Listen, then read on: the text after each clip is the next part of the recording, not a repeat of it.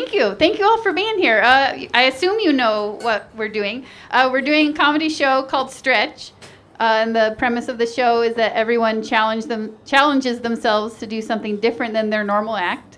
And I'm your host, Kristin Rowan. I challenge myself every show also. And this time I'm doing storytelling because I'm not usually, I know, it won't be funny, but you'll get a story and then it will get funnier. Don't worry. But yeah, I do set the bar very low as the host. So everyone else looks good. So here's my story. I'm not a storyteller, but I'm gonna, we'll see if I can make it make sense. So I grew up in Tennessee, like Oak Ridge, Tennessee, very kind of like stereotypical, like stereotypical childhood, like on the end of a cul-de-sac, mom and dad, sibling, we all live together, I would ride my bike around the neighborhood, all that stuff. But then when I was 10, my parents got divorced, and my dad got a job at Intel over here, and so we moved. And one thing I remember is while we were like packing up all the things, Columbine was happening. So like the movers, it was so dark, but so so the movers were like packing up all our stuff, and then Columbine was on the TV, and then we were living in Beaverton, and then and my mom got married to my stepdad, who I don't like, and then that'll come up again later. So I know, boo my stepdad. He's annoying. He eats corn right out of the can. That's I could go into more detail, but corn out of the can, not cooked or anything. Boo. Anyway, I know. So we all moved to Beaverton. And then, so we were in apartments for a while. My mom and my dad, separate apartments, obviously, because they're divorced. But actually, like, you could walk between them. Like, my parents were very, like, divorced, but then, like, really sweet about it. Like, everyone's like, oh, your parents both came to your wedding? I'm like, yeah, they're fine. They gave me a really weird view of divorce when I finally got divorced. And I was like, oh, she hates me. What's happening? This is not how divorce goes.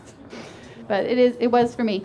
But so anyway, when I was like in 8th grade, my mom got the idea to buy a fixer-upper mobile home, and we were going to fix it up. And it would have been cool, except my mom, my dad, and my stepdad all got laid off, like right at the same time. After we had bought the fixer-upper mobile home, which is a weird phrase to begin with, fixer-upper mobile home. So we had that mobile home, and we could not afford the apartment we were living in anymore because no one had jobs. And so we had to like fix it up with like the cheapest things from Home Depot. I got to help fix it up, but we only fixed up one bedroom. So my stepdad, who likes corn out of the can, we all shared a room, the master bedroom. We had a bathroom, kind of, but the bathroom was also the kitchen with no door. And no sink. I mean, there was a curtain, so like we were not peeing in front of each other, but I know. It's such a bummer story. But then we would go to Buy the Pound Goodwill and buy like 50 pounds of baby clothes and sell them on eBay. So like that was my first like job. It was smart. My mom was smart.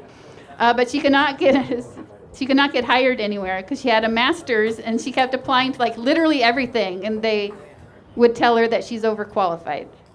But so during this, I was mostly at my mom's place.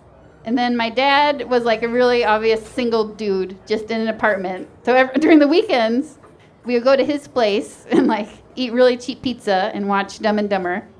But then my dad got like a rich girlfriend with like a Jaguar and a 3-bedroom house and everything, cloth napkins. She used cloth napkins.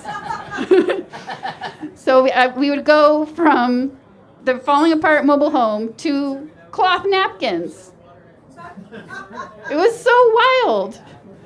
She told me once that I make food look really tasty, which I don't know if it was a compliment or an insult. She's like, you could be in food commercials because food looks really good when you eat it. I'm like, it's because you don't serve me ramen.